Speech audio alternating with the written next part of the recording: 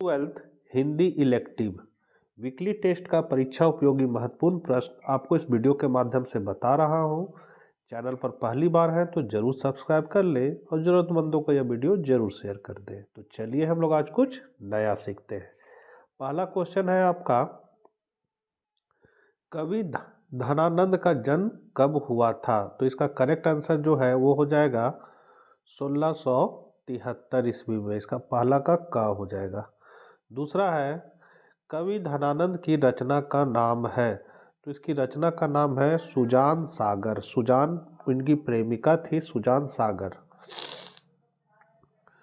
तीसरा है, कवि धनानंद किससे प्रेम करते थे? तो इसका आंसर हो जाएगा क सुजान से।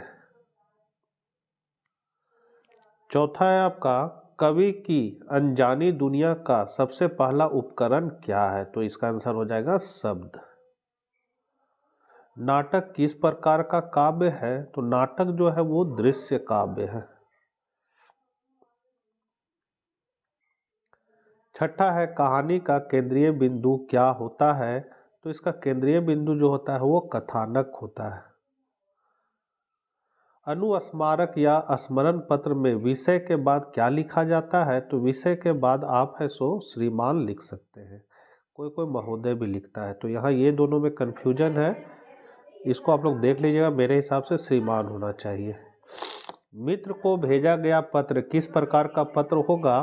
तो ये एक अनौपचारिक पत्र होगा। सगे संबंधी को जो पत्र भेजा जाता है वो अनौपचारिक पत्र होता है। यदि सभी राज्य सरकारों को एक ही पत्र भेजा गया हो तो उसे क्या कहते हैं? तो उसको हम लोग कहते हैं परिपत्र। क्या कहेंगे? परिपत्र। किसी बैठक में होने वाली चर्चा और उसमें लिए गए फैसलों का लिखित विवरण क्या कहलाता है? तो ये जो है वो आपका कहलाता है क परिचर्चा परिपय एजेंडा। तो आपका सही आंसर होना चाहिए क कार्यवृत्त। उसके बाद 11 है, धनानंद दिल्ली के किस बादशाह के यहाँ रहते थे? तो वो रहते थे मोहम्मद शाह। कहानी किस प्रकार का काव्य है? तो कहानी जो है वो गद्य लेखन की एक विधा है और यह काव्य नहीं है।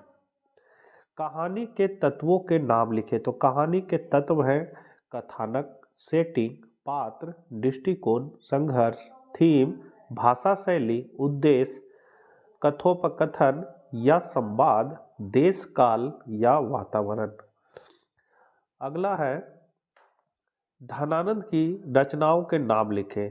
तो धनानंद की रचना के नाम निम्नलिखित है। पहला है जैसे सुजान हित, फिर है आपका सुजान सागर, विरह लीला, कृपा कंड निबंध, रसकेली वल्ली, इश्क लता, विरह वारिस, प्रेम पत्रिका, पदावली, यमुना यश। 15 है, धनानंद का जीवन परिचय लिखते हुए रचनाओं का उल्लेख करें। तो धनानंद दिल्ली के बादशाह मोहम्मद शाह के मीर मुंशी थे। बता दी कि वे बादशाह के दरबार में कवि के रूप में नहीं बल्कि मीर मुंशी के रूप में जाने जाते थे।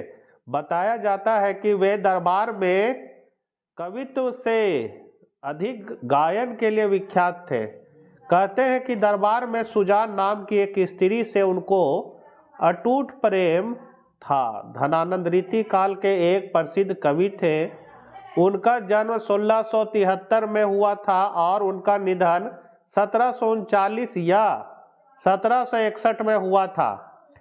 वे ब्रज भाषा में रचना करते थे। धनानंद को आनंद घन के नाम से भी जाना जाता है। धनानंद की रचनाओं में प्रेम और भक्ति की भावनाएं झलकती है। धनानंद की रचनाएं सुजान सागर, विरह लीला, कृपा कंड निबंध, रसकेली वल्ली, इश्क लता। अपने विद्यालय के प्रचार को 3 दिनों के अवकाश हेतु प्रार्थना पत्र लिखे। तो इसमें जगह सेवा में प्रधानाचार्य, केंद्रीय विद्यालय रांची, यहाँ अपने आप विद्यालय का नाम लिख सकते हैं। उसका विषय दे देना है 3 दिन के अवकाश हेतु प्रार्थना पत्र। महोदय, सविनय निवेदन यह है कि मेरे माताजी का किडनी का ऑपरेशन होना है। इसके लिए डॉक्टरों ने 18 मार्च 27 की तिथि निश्चित की है, यहाँ पर आप 25 कर दीजिएगा।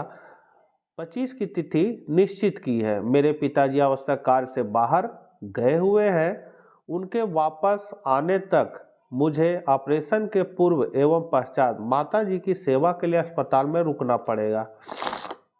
पिताजी की अनुपस्थिति में मैं ही मां के पास सेवा हेतु रहूंगा, अतः आपसे साग्रह अनुरोध है कि आप मुझे 18 मार्च 2025 से 20 मार्च 2025 तक 3 दिनों का अवकाश प्रदान कर अनुग्रहित करने की कृपा कीजिएगा।